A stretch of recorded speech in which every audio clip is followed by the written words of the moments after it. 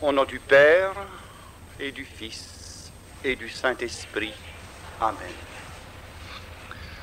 Frères et sœurs bien-aimés, toute la liturgie pascale nous a conduits progressivement vers l'accueil amoureux et chaleureux de l'Esprit. Et lorsque cet Esprit vient en nous, il nous révèle la réalité du mystère des mystères, à savoir que Jésus est Seigneur à la gloire de Dieu le Père et que le Père de notre Seigneur Jésus-Christ est également notre Père. La montée pascale trouve donc son sommet dans le mystère de la très sainte Trinité. Et pour nous préparer à célébrer cette fête des fêtes, il paraît important, je pense, de consacrer un temps de réflexion, de méditation, voire même de contemplation, pour en sortir toute la richesse, toute la sève, toute la nourriture substantielle qui nous permettra d'atteindre notre maturité dans la foi à titre d'enfants de Dieu. Nous sommes baptisés en Jésus, donc consacrés par Dieu lui-même comme temple vivant de la très sainte Trinité. Voilà une réalité tellement profonde que même l'éternité ne suffira pas pour en saisir toute la portée. Cependant, durant cette neuvaine, nous voulons au moins dégager quelques leçons pratiques pour notre propre profit et pour l'édification de toute l'Église. Car si Dieu s'est révélé dans son mystère trinitaire, il n'a pas simplement voulu être l'objet d'une connaissance religieuse de notre part, il a voulu être surtout le terme de notre amour, la raison d'être de notre communion, le motif chaleureux et intime de notre prière, de notre contemplation, de notre aimance radicale. Pourquoi? Parce que Dieu est amour. Et que l'amour se veut dialogue et communion. L'amour se veut partage. Si donc Dieu s'est révélé à nous dans son mystère intime, c'est pour que nous vivions de cette réalité lumineuse et savoureuse sur le plan de l'amour, sur le plan du service, sur le plan du plus-être et du mieux-être, afin de témoigner sur la terre des hommes, à tous ceux qui ne le connaissent pas et ne l'aiment pas, la réalité du mystère auquel nous sommes tous conviés. Tous tant que vous êtes, vous avez une vocation trinitaire de par votre baptême. Et même les non-baptisés, les non-chrétiens, sont appelés par la miséricorde de Dieu à entrer dans ce mystère grâce au témoignage et à la mission apostolique dont nous avons été investis par la confirmation. Voilà donc pourquoi nous voulons consacrer un temps important à l'approfondissement de ce grand mystère de notre salut. Rien n'est plus beau que cette révélation que Jean, l'évangéliste, nous donne dans son prologue. Au commencement était le Verbe, et le Verbe était auprès de Dieu, et le Verbe était Dieu. De tout être, il était la vie, et la vie était la lumière des hommes, et la lumière nuit, lui, dans les ténèbres. Le Verbe est la lumière véritable de tout homme qui vient en ce monde. Le monde fut par lui, mais le monde ne l'a pas connu. Il est venu chez lui, et les siens ne l'ont pas reçu. Mais à tous ceux qui l'ont reçu, il a donné le pouvoir de devenir enfants de Dieu. Ces pages de Saint Jean l'Évangéliste ont pour but de nous manifester le plan souverain de Dieu, nous donner le pouvoir de devenir fils et filles de Dieu, enfants de Dieu, par et à travers la filiation de l'unique Fils, le Verbe, qui s'est fait chair pour habiter parmi nous. Et s'il est venu parmi nous, c'était d'abord pour prendre sur lui le poids de nos péchés et de nos misères, afin de nous en délivrer, et c'était ensuite de nous faire entrer de plein pied dans la communion familière avec son Père dans la joie de l'Esprit. Voyez-vous pourquoi la liturgie commence toujours de la même manière, nous faisant prendre conscience de la dimension trinitaire de notre condition baptismale, au nom du Père et du Fils et du Saint-Esprit. Amen. Que la paix de Jésus-Christ notre Seigneur, l'amour de Dieu le Père et la communion tout intime avec l'Esprit soient partout et toujours avec chacun de vous. Chaque Eucharistie veut donc nous faire entrer en communion d'intimité avec ce Dieu 3 fois saint, mais qui est aussi 3 fois amour. Vous êtes-vous déjà arrêté à réfléchir sur ce simple signe de la croix? Pour la catéchèse des tout-petits, nous le faisons attentivement. Mais il semble qu'en vieillissant, nous avons tendance à oublier la profondeur de sa signification. Lorsque nous touchons le front en nommant le Père, nous voulons signifier que lui, le Père, est la source de cette vie toute d'intelligence et de lumière qui donna naissance au Verbe, sa pensée lumineuse et amoureuse.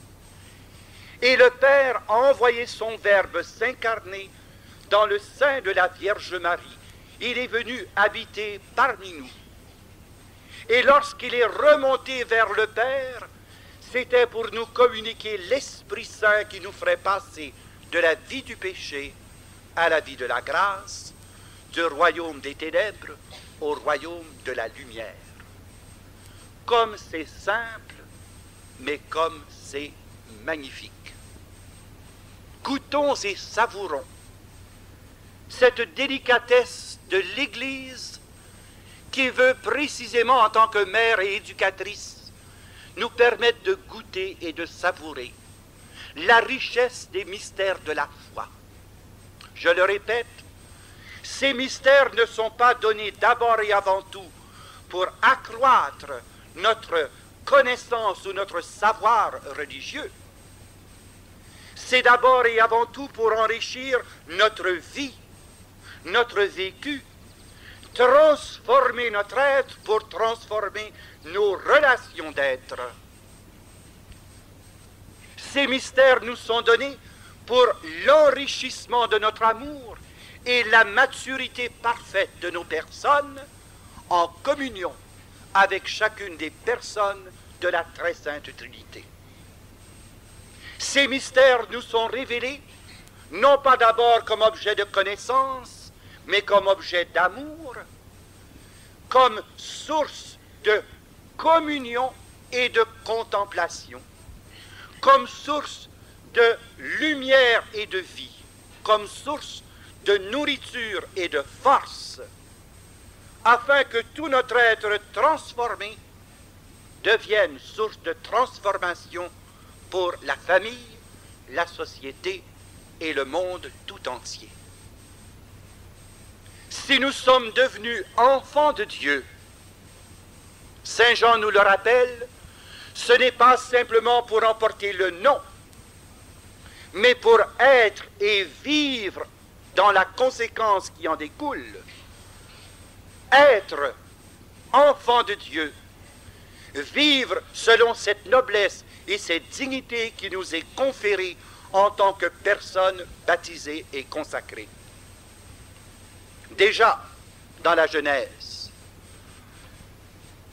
nous apprenons que Dieu nous a créés à son image et à sa ressemblance. Mais malheureusement, cette image et cette ressemblance à Dieu a été marrée, a été souillée par le péché. Mais ce que Dieu a créé d'une façon si admirable dans l'œuvre de sa création, il la restaure d'une façon plus admirable encore dans l'œuvre de la rédemption. Nous sommes les icônes de la Trinité, car le texte grec, en nous parlant d'image et de ressemblance, emploie le terme icône. Ce n'est pas peu dire. C'est-à-dire que chaque baptisé est un chef-d'œuvre de la très sainte Trinité. Chaque baptisé est un original, issu de la pensée créatrice de Dieu, conforme à cette pensée amoureuse et ensuite actualisée d'une façon visible pour manifester l'invisible même. Une icône, vous savez comment c'est produit.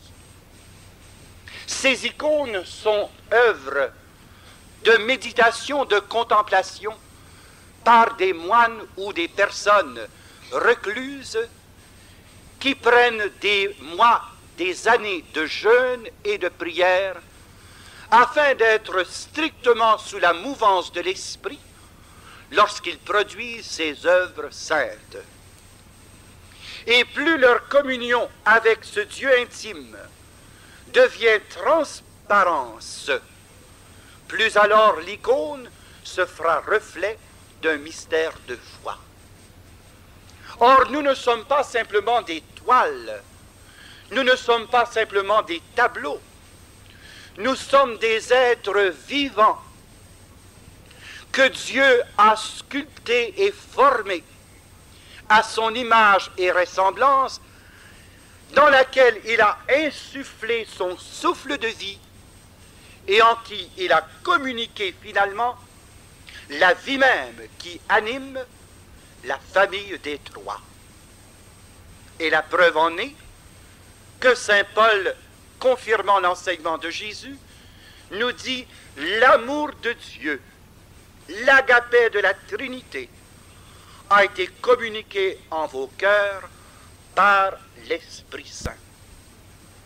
Le baptême vient enrichir votre vie humaine et conférer à votre personnalité un caractère, une dignité, une noblesse qui dépasse tout ce que la nature humaine ou le genre humain peut nous communiquer de plus riche. Icône vivante de la très sainte Trinité. Porteur et porteuse d'une réalité surnaturelle, même, comme le dit Paul, temple, cathédrale royale de la très sainte Trinité. Pourtant, saint Paul enseignait ces grandes vérités à des gens qui étaient fraîchement sortis du paganisme. Il n'hésitait pas de leur donner la nourriture substantielle révélée par la foi. Et nous, qui sommes nés en chrétienté, nous qui avons reçu cet héritage par le ministère des martyrs, par le ministère des mystiques, par le ministère des saints, nos prédécesseurs, voici que nous en perdons en quelque sorte la notion et même le goût.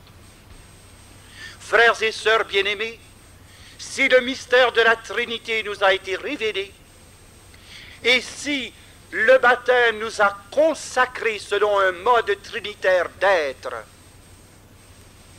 c'est pour que nous en vivions. C'est ce mystère de la très sainte Trinité qui nous confère notre dignité et notre noblesse de personnes humaines participant de la nature divine. Et nul ne peut nous contester ces titres de noblesse. C'est Dieu lui-même, car c'est Dieu seul qui peut consacrer l'être humain. C'est Dieu lui-même et c'est Dieu seul qui peut se bâtir à sa gloire des hosties de louange.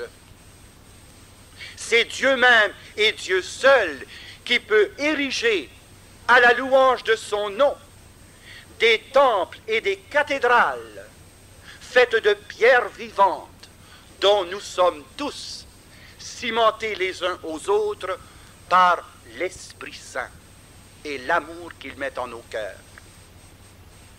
Frères et sœurs bien-aimés, voyons comment ce grand mystère comporte 5 applications pratiques. D'abord, au sein de la Trinité, nous constatons une unité indivisible, puisqu'il n'y a qu'un seul Dieu. C'est donc dire que notre consécration trinitaire nous appelle à l'unité inviolable et indissoluble. Nous sommes faits pour l'unité, car nous sommes issus de l'unité même de la Trinité, celle que nous sommes du même esprit, qui unifie les trois, qui unifie l'Église et qui nous unifie dans la réalité du corps mystique de Jésus. Nous sommes faits pour l'unité. Ah, si le monde comprenait cela, est-ce qu'il y aurait dans les familles séparation, divorce, rupture? Est-ce qu'il y aurait dans l'Église de ces factions qui deviennent tantôt des schismes, tantôt des hérésies? Si nous comprenions vraiment notre vocation à l'unité, est-ce que les nations se livreraient des guerres fratricides?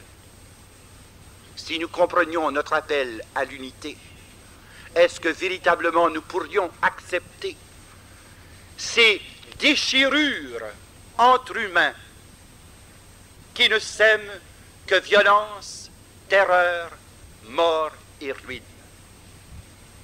La première conclusion pratique qui découle du mystère de la très sainte Trinité, c'est notre vocation à l'unité. Nous sommes faits pour l'unité, nous sommes consacrés comme artisans de l'unité, bâtisseurs d'unité sur la terre des hommes, au cœur du couple, au cœur de la famille, au cœur de la société, au cœur du monde tout entier. Deuxième conclusion pratique. Le respect, la dignité et la noblesse inaliénable de la personne humaine. La Trinité sainte, tout en étant une dans sa nature indissoluble, est néanmoins trois en personnes distinctes. Le Père n'est pas le Fils, puisque c'est le Père qui engendre comme source de vie un Fils égal à lui-même. Et bien que le Père engendre le Fils est égal au Père, coéternel avec le Père, car dans la Trinité, il n'y a pas d'avant et d'après. Il n'y a qu'un présent éternel. Ainsi le Père, en s'exprimant lui-même dans son être, engendre le Verbe qui dit tout ce qu'il est, mais c'est dans même un instant, c'est trop long. C'est par le fait même qu'il est Père, il engendre le Verbe. Il se dit pleinement en lui-même, non pas dans une parole, mais dans une personne. Le Père et le Fils, étant distincts, peuvent se rendre amour pour amour. Et cet amour, au lieu d'être un sentiment, devient personne à son tour. Le Père, exprimant son amour au Fils, soupire cet amour du même souffle dont le Fils exprime son amour au Père, Et l'Esprit Saint n'est autre que le baiser mutuel du Père et du Fils, exhalant l'amour de tout son être.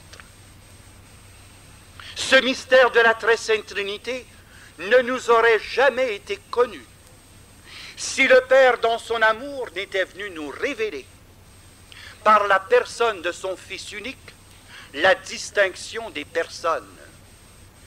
Et pourquoi? Pour que nos personnes à nous soient à la fois sauvées, purifiées, sanctifiées et intégrées finalement dans la famille des trois. Nous tirons notre dignité et notre noblesse personnelle, non pas de nos souches humaines, non pas de notre stock parental, non pas de nos ancêtres plus ou moins illustres. Nous tirons notre dignité propre de personne de par notre communion à chacune des personnes de la Très Sainte Trinité. C'est Dieu qui nous a communiqué ce caractère inviolable et inaliénable, et c'est pourquoi, aux yeux de Dieu comme aux yeux de l'Église, la personne humaine devient le centre et la raison d'être de cette action salvifique, de cette action sanctificatrice et de cette action libératrice, manifestée dans et par l'Évangile de Jésus-Christ. Nous ne pouvons être asservis à rien d'humain. Nous ne pouvons être contestés par rien qui vient de ce monde. Et c'est pourquoi surtout le pape Jean-Paul II, à la suite de ses prédécesseurs, ne cesse de se faire le défenseur de la dignité de la personne et ne cesse de revendiquer avec force la liberté des droits inaliénables de l'homme. Et aujourd'hui, d'une façon plus nécessaire que jamais, face à une société matérialiste et athée, la voix de l'Église, se faisant l'écho de la voix du Christ, doit faire prendre conscience à l'humanité de cette dignité et de cette noblesse de l'homme en tant que créature de Dieu, consacrée par la Trinité, donc jouissant de droits imprescriptibles et inaliénables que même l'État le plus puissant n'a pas le droit d'enfreindre. Or, nous constatons, hélas, que dans les régimes totalitaires, que dans les régimes matérialistes, que dans les régimes athées, l'être humain ne compte pour rien. Il est réduit simplement à un élément composite qui sert à faire marcher les rouages socio-économiques. Il n'est plus qu'agent de production économique et il n'a plus de raison d'être que dans la mesure où il fournit d'une façon positive à l'accroissement du revenu national brut. Voilà la folie à laquelle on arrive quand on nie Dieu, parce que lorsqu'on nie Dieu, on nie l'homme lui-même. Voilà pourquoi il importe que durant cette préparation à la fête de la Très Sainte Trinité, nous redécouvrions nos sources, nos titres de noblesse, que nous prenions conscience de notre dignité et de nos droits inaliénables, afin que nul ne nous empêche de vivre dans la liberté de conscience, dans la liberté de religion, dans la liberté de confession publique de notre foi et dans la liberté de l'exercice de nos droits religieux, non seulement à l'intérieur de nos temples, mais sur la place publique et partout dans l'univers. Ce droit nous a été acquis au prix du sang. C'est Saint Pierre qui nous le rappelle dans sa première épître. Vous valez plus que l'or et l'argent, dit-il. Vous valez le sang d'un Dieu. Vous avez reçu une semence d'immortalité et vous êtes appelés à la gloire. Vous êtes appelés à la communion avec le Père, le Fils et l'Esprit, car le baptême vous a introduit à titre de familier de la Trinité, co-héritier du Christ et héritier de la vie éternelle. La personne humaine, voilà quel en est le sens, la portée, la valeur. Et Jésus, rédempteur de l'homme, a restauré à l'homme son vrai sens, sa vraie signification, sa vraie noblesse, sa vraie valeur. Si Jésus, le Verbe fait chair, n'était pas venu nous révéler cette dignité que nous avons de par le plan de Dieu, eh bien nous serions tous réduits à l'esclavage du péché et à l'esclavage des puissants de ce monde. On peut peut-être emprisonner les corps, mais on ne peut jamais emprisonner les enfants de Dieu, car même dans les chaînes, nous conservons cette liberté de professer Jésus-Christ et de confesser à la face du monde que Jésus-Christ est Seigneur à la gloire de Dieu le Père. Troisième conclusion, dérivant de ce mystère de la Très Sainte Trinité. La Trinité et la distinction des personnes assurent la richesse et la vie de la Trinité elle-même. La distinction et la diversité des personnes n'est pas un obstacle à l'unité. C'est la Trinité des personnes qui assure l'unicité de Dieu. Nous avons souvent l'impression, dis-je, que parce qu'il y a des personnes différentes de nous, qui n'ont pas la même culture, le même tempérament, le même caractère, les mêmes éléments de pensée, que ces gens-là sont des menaces. Nous avons même une certaine réserve, pour ne pas dire une certaine méfiance, à l'égard de ceux qui ne partagent ni notre race, ni notre religion, ni notre ethnie. Pourtant, nous sommes tous issus du même Dieu. Et la diversité des personnes n'est pas un obstacle à l'unité. La diversité des personnes exprime la richesse même de cette unité. Comme la Trinité des personnes en Dieu exprime que cette unité est amour. Comment voulez-vous qu'il y ait amour s'il n'y avait qu'une seule personne divine? Si cette unique personne tombait en amour avec elle-même, ce serait la déification de l'égoïsme, de l'égocentrisme, du narcissisme. C'est parce qu'il y a distinction et diversité de personnes qu'il peut y avoir amour. Et c'est parce qu'il y a amour dans la Trinité qu'il peut y avoir unité parfaite. Notre vocation, c'est l'amour. Notre vocation, c'est l'unité dans la diversité, donc dans le respect de nos différences, dans la prise de conscience que nos diversités ne sont pas source de menaces, mais source d'enrichissement mutuel. Si les époux comprenaient cela, il y aurait beaucoup moins de querelles conjugales. Le mari veut tellement faire sa femme à son image et à sa ressemblance qu'il essaie par tous les moyens de la transformer. Et après 5 ans d'efforts futiles, il est prêt à démissionner. Ça ne veut rien comprendre. Elle a la tête dure, elle est bouchée. Et l'épouse, de son côté, espère bien, à force de pouvoir communiquer avec son mari, de le transformer, lui, à son image et à sa ressemblance. Et après 5 ans, encore un échec épouvantable.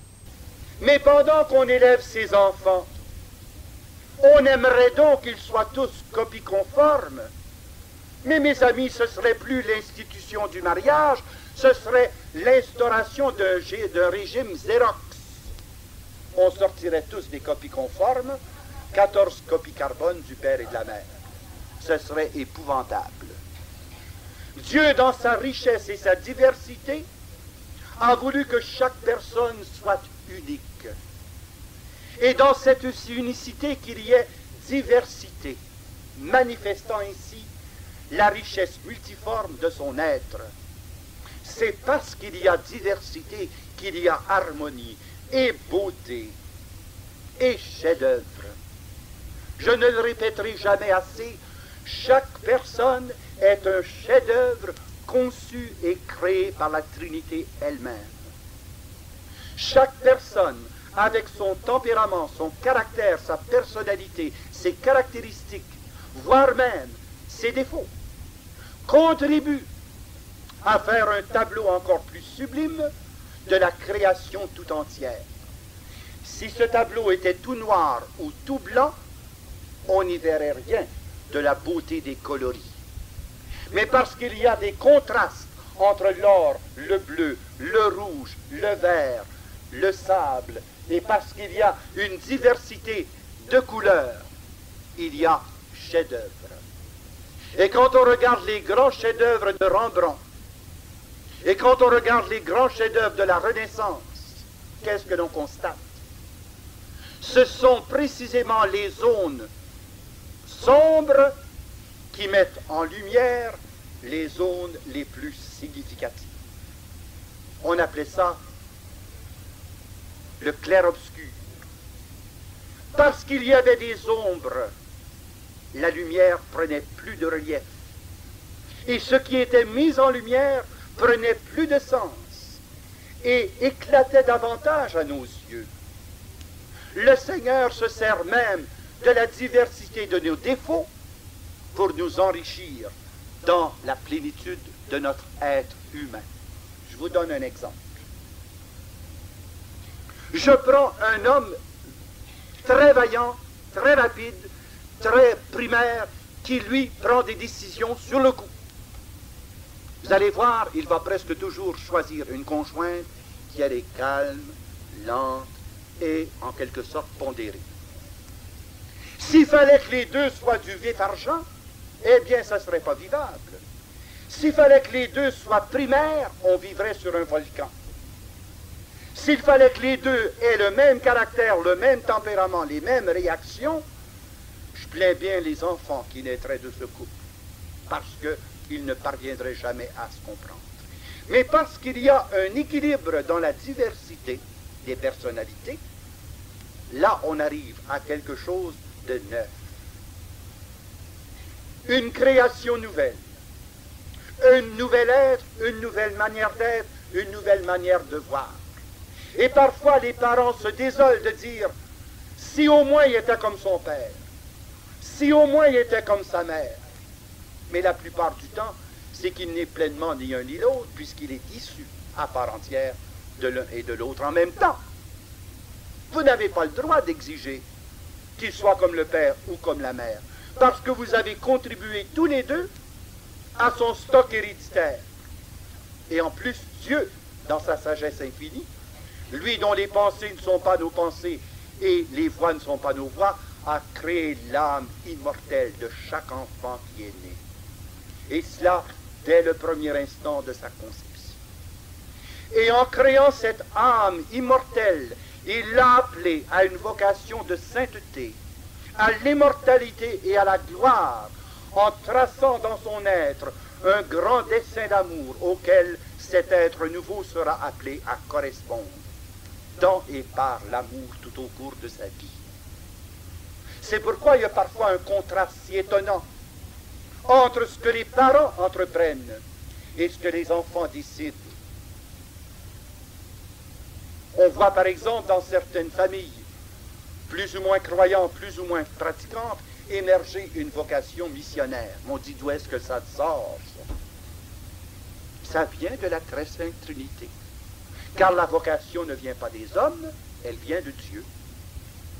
Bien sûr que la vocation a plus de chances de s'épanouir dans un climat favorable à la grâce, mais Dieu est plus grand que la nature humaine, et il peut appeler, il peut former, il peut destiner quelqu'un à faire quelque chose tout à fait aux antipodes de ses propres parents. Un bel exemple contemporain, le cas du grand athée Froissart, fils d'un père communiste issu d'une famille athée, qui, en un instant, devant le Saint-Sacrement, reçoit la grâce de la foi, la connaissance complète de la Bible et devient un apôtre du Dieu vivant.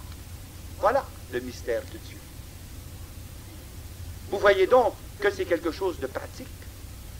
Dieu n'est pas un être que l'on devine et que l'on peut anticiper par nos raisonnements humains. Dieu est Dieu, au-dessus de nous. Et parce qu'il est au-dessus de nous, il a des plans d'amour qui nous dépassent tous. Il nous appelle à une vocation tout autre. Et c'est pourquoi, dans son plan d'amour, il nous invite à marcher sans cesse vers la sainteté. Dans la diversité des missions, dans la diversité des ministères, dans la diversité des fonctions, car c'est par cette richesse diversifiée qu'il manifeste et contribue à l'unité de toute l'Église. Quatrième conclusion pratique. Nous sommes faits pour la communauté. L'être humain n'est pas fait pour vivre isolément sur une île ou sous une cloche de verre. Nous sommes faits pour vivre communautairement. Nous sommes faits pour le partage, nous sommes faits pour la communion, nous sommes faits pour la compréhension, nous sommes faits pour vivre les uns avec les autres, à la fois dans des rapports de nécessité, dans des rapports de complémentarité, comme dans des rapports de suppléance. Dieu nous a créés pour la communauté. Communauté conjugale, communauté familiale, communauté paroissiale, communauté religieuse, communauté ecclésiale, communauté universelle. Nous sommes faits pour vivre en commun. Vous voyez combien ça devient contradictoire et contre-signe que de vivre comme un ours tout seul dans sa chambre, de vivre coupé des autres, essayant de se suffire à soi-même, essayant de vivre dans un climat d'indépendance et d'indifférence en disant les autres, ça les regarde, c'est leur problème. Moi je suis moi, il n'y a que moi qui compte, avant moi le déluge, après moi l'Holocauste. C'est de n'avoir rien compris. Nous sommes issus de la Trinité, donc nous sommes faits pour la communion. Nous sommes faits pour la communauté d'Agapé. Et c'est l'amour qui rend possible la communauté. Lorsqu'il n'y a pas d'amour, qu'est-ce qui arrive? Ce qui était communauté devient séparation, rupture. Le couple qui n'est plus capable de s'aimer n'est plus capable de s'endurer. Et quand on n'est plus capable de s'endurer, on s'aliène. Et chacun dans son aliénation devient de plus en plus égoïste, exigeant et finalement intransigeant. C'est l'amour qui rend possible la communauté. C'est l'amour qui rend possible la réconciliation. C'est l'amour qui rend possible le pardon. Nous sommes donc faits pour vivre d'agapé d'une façon communautaire. Donc nous avons reçu, en même temps que la puissance de devenir enfant de Dieu, nous avons reçu la puissance de pouvoir aimer, comprendre, pardonner et réconcilier. Que nul ne dise, moi, je ne peux pas pardonner. C'est pas dans mon tempérament, c'est pas dans mon caractère. C'est bien de valeur, moi je pardonne pas. Je suis pas fait de même. C'est pas vrai. Vous êtes issus de la Trinité. Vous avez été pétris dans l'amour même de Dieu. Vous avez donc le potentiel nécessaire pour pardonner par amour au nom de Jésus dans la puissance du Saint-Esprit. Vous avez la capacité d'accueillir l'autre même dans ses bêtises et ses erreurs, car vous êtes issus de ce Dieu de miséricorde qui nous a aimés tels que nous sommes, tout pécheurs que nous étions avant que nous ne soyons sauvés. Nous avons reçu de Dieu des entrailles de miséricorde, parce que nous avons reçu de Dieu et la foi, et l'espérance, et l'amour, et que nous avons reçu de Dieu les vertus de justice, de force, de tempérance et de piété. Nous les avons reçues de Dieu au baptême. Mais qu'avons-nous fait de ces magnifiques cadeaux dont la Trinité nous a comblés dès le jour de notre baptême? Les avons-nous mis dans le placard en disant « Seigneur, c'est bien beau tout cela, mais je ne trouve pas ça pratique ». Ou bien si vous vous êtes empressé à déballer les cadeaux pour voir et apprécier les dons de Dieu et les mettre en application, les utilisant jour après jour. Un exemple. Lorsque des jeunes couples se marient, ils reçoivent toutes sortes de cadeaux bigarrés à l'occasion de leurs noces. 3 théières, 4 cafetières, une demi-douzaine d'articles identiques, puis finalement, ils s'aperçoivent que bien de ces cadeaux-là sont des cadeaux conventionnels.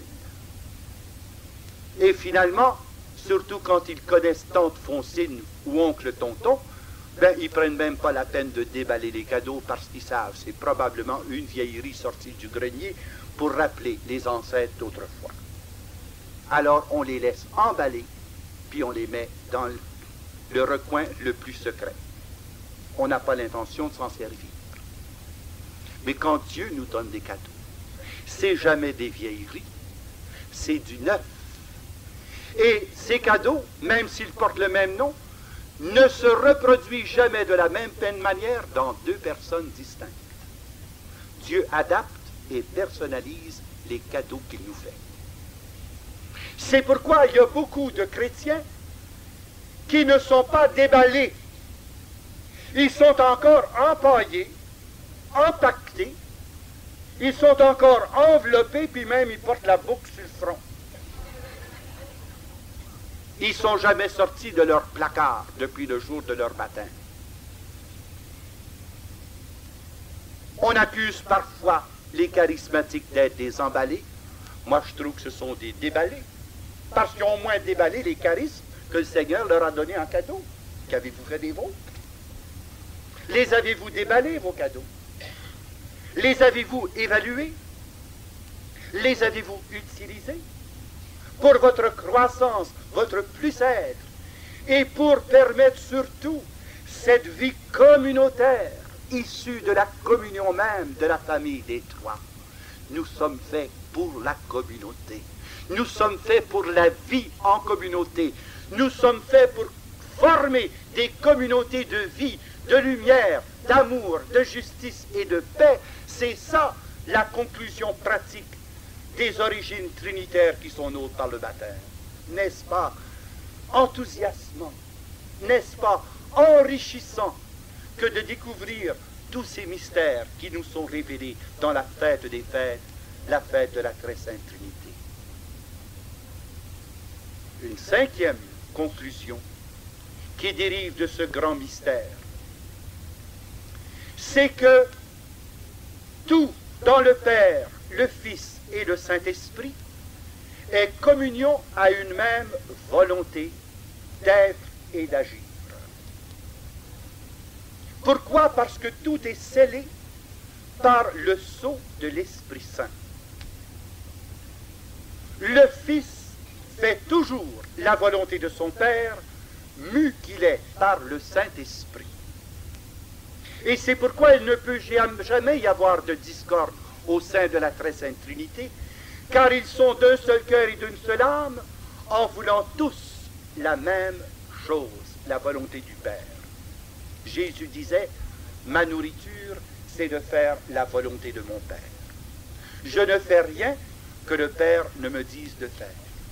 Et Jésus se laissait conduire par l'Esprit Saint dans l'exécution, jour après jour, de cette volonté du Père, même quand cette volonté a été aussi douloureuse que dans la nuit de Gethsémani et l'après-midi du Golgotha. Père, si c'est possible, que ce calice s'éloigne de moi, mais toutefois non pas ma volonté, mais la tienne. Cette volonté amoureuse du Père, si elle a voulu d'une part le sacrifice du Fils unique, c'était en vue de la résurrection, où la victoire du Fils sur le monde, la mort et le péché serait communiquée à toute l'humanité. Si donc la croix a été voulu par le Père pour le Fils, c'est afin que cette croix soit source de vie, de lumière et de libération. Ainsi, tout est accompli dans la Trinité au rythme de la volonté du Père. Toutes les fois que nous cherchons notre volonté propre, toutes les fois que nous cherchons à imposer aux autres les desseins de notre propre vouloir humain, nous exerçons une tyrannie qui est une atteinte à la dignité de l'autre, et nous imposons un modèle qui n'est pas nécessairement parfait, quoi qu'on en pense. Habituellement, l'homme, le père de famille, s'imagine que la solution à laquelle il est arrivé, c'est la plus parfaite qui soit sur la terre des hommes. Et sa femme lui dit, bien, il y a peut-être d'autres choses. Comment? Je connais rien dedans. Fais ce que je te dis. C'est pas toujours aussi parfait. La volonté humaine est pleine d'errance. La volonté humaine est souverainement faillible, souverainement vulnérable, souverainement fragile. C'est pourquoi, lorsque nous cherchons d'un seul cœur et d'une seule âme dans la communauté d'Agapé, la seule volonté du Père, sous la mouvance de l'Esprit, là, il en résulte de l'ordre, de l'harmonie, de la beauté, de la joie, du bonheur et de la vie en abondance. Partout où on se met en désaccord avec la volonté du Père, c'est la confrontation, la frustration, la revendication et assez souvent le désastre de la rupture. Nous sommes faits pour communier à la volonté du Père. Et cette volonté du Père nous veut un bien souverain. Dieu veut par-dessus tout notre bonheur. Dieu veut notre joie, et une joie que nul ne peut nous ravir. Dieu veut pour nous notre sanctification. Dieu veut pour nous le bonheur éternel en communion de vision et d'amour au sein même de la Trinité. Nous sommes faits pour la gloire, et la volonté du Père qui nous a destinés à l'immortalité nous a tissés d'une façon si parfaite que même notre corps mortel sera transformé en un corps glorieux lorsqu'à l'heure de la résurrection, notre âme et notre corps se fusionneront à nouveau dans la création nouvelle. Mais il faudra au préalable que nous puissions dire au Père, ta volonté a été faite en tout. Celui-là qui fait la volonté de mon Père, c'est celui-là que mon Père aimera. Mais celui qui ne fait pas la volonté de son Père ne peut pas entrer dans l'amour du Père. Et c'est lui finalement qui est exclu de la famille du Père, parce qu'il a choisi sa volonté plutôt que celle de son Dieu plein d'amour. Il a recherché sa propre finalité en lui-même. Il est devenu sa propre fin et il se condamne donc à sa propre misère.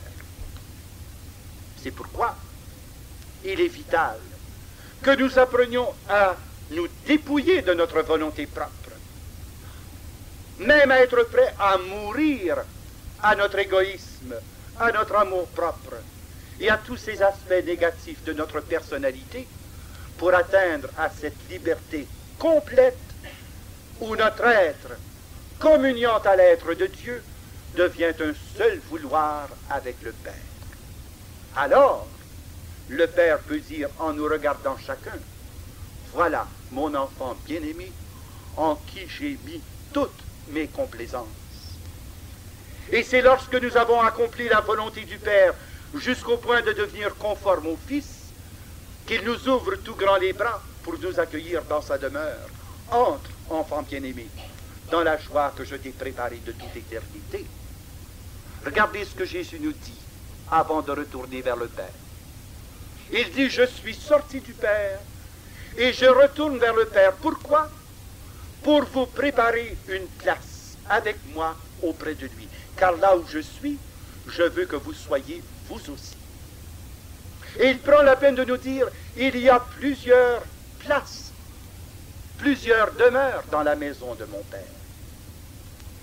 C'est pourquoi la volonté du Père est tellement variée d'une personne à l'autre, car il y a place pour tous les projets du Père, afin que soit manifestée la grâce multiforme issue de sa pensée créatrice et de son cœur miséricordieux. Nous sommes faits pour entrer éternellement dans cette maison du Père, accueillis à bras ouverts par le Père lui-même, parce que nous sommes faits pour être en communion avec la volonté du Père, et la volonté du Père, c'est que nous soyons là où est le Fils, c'est-à-dire à sa droite dans la gloire.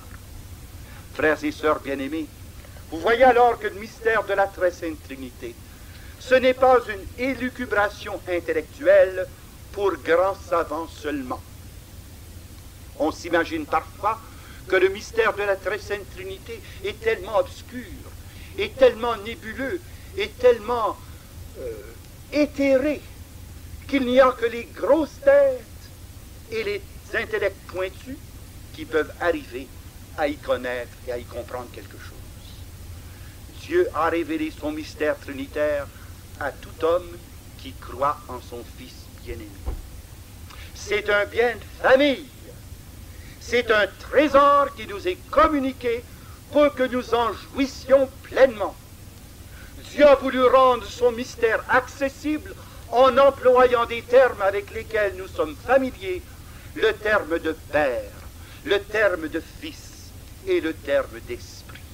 Car il ne peut pas exister, même sur le plan humain, une famille quelconque qui ne connaisse une source de fécondité paternelle, qui ne connaisse une filiation quelconque, et sans qu'il n'existe un esprit de famille qui unit les membres entre eux.